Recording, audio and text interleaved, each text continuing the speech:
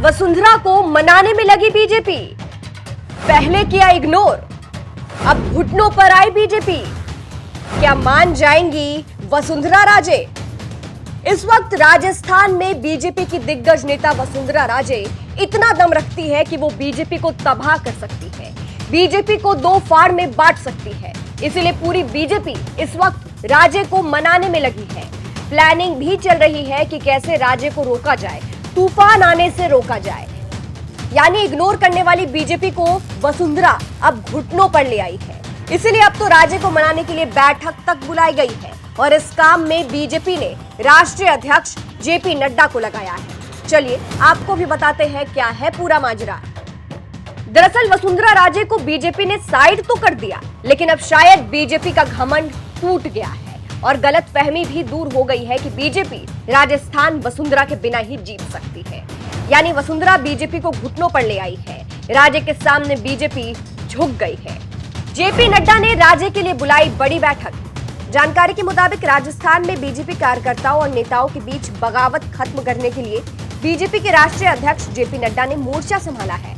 जी हां, नड्डा ने सोमवार को उदयपुर और जोधपुर संभाग की मीटिंग ली, जहां उन्होंने पार्टी के नेताओं और कार्यकर्ताओं से मुलाकात की। खास बात तो ये रही कि इस मीटिंग में वसुंधरा राजे भी मौजूद थी।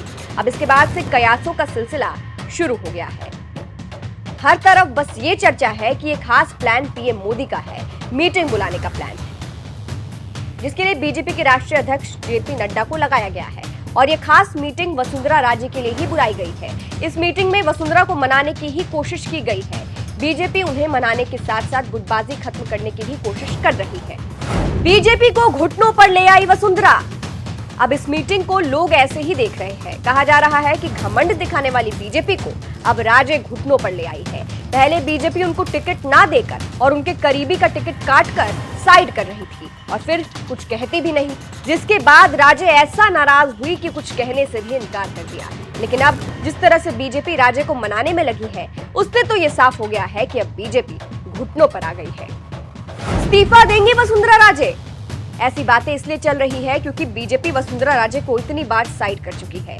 फिर भी इतना सब कुछ होने के बाद भी राजे चुप है, एक शब्द नहीं कह रही है। और वसुंधरा की इस चुप्पी को तूफान आने के पहले वाली शांति कहा जा रहा है। यानी तूफान अब आने वाला है। राजनीतिक गलियारों में ये चर्चा है कि वसुंधरा राजे इस्तीफा दे सकती है और खुद की पार्टी भी बना सकती है।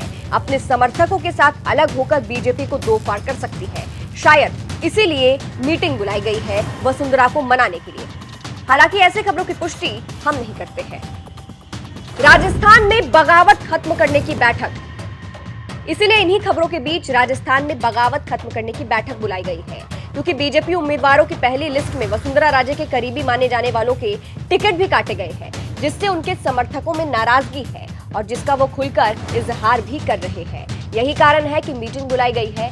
बीजेपी के एक नेता ने तो ये तक कह दिया कि टिकट ना मिलने पर नाराजगी स्वाभाविक है, लेकिन पार्टी उन्हें मना लेगी और सभी मिलकर चुनाव लड़ेंगे। फिलहाल अंत में आपको सुनाते हैं कि टिकट ना मिलने वाले नेताओं को लेकर बीजेपी नेता राज्यवर्धन सिंह ने क्या कुछ कहा है। जाते जाते बताइएगा जरूर इस खबर पर आपकी क्या राय है। क्या वसुंधरा राजे मान जाएगी? कमेंट करके जरूर बताइएगा।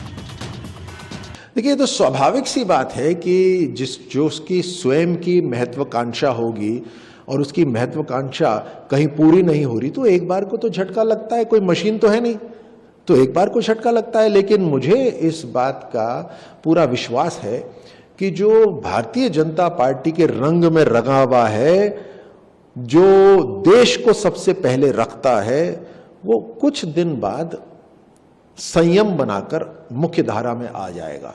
ये मेरा विश्वास है। दूसरा मेरा यह भी विश्वास है कि जिन लोगों को इसी पार्टी ने उठाकर वहां तक पहुंचाया, उस समय दूसरों के बजाय उनको मौका दिया, वही पार्टी भविष्य में भी उनको आगे ले जाएगी।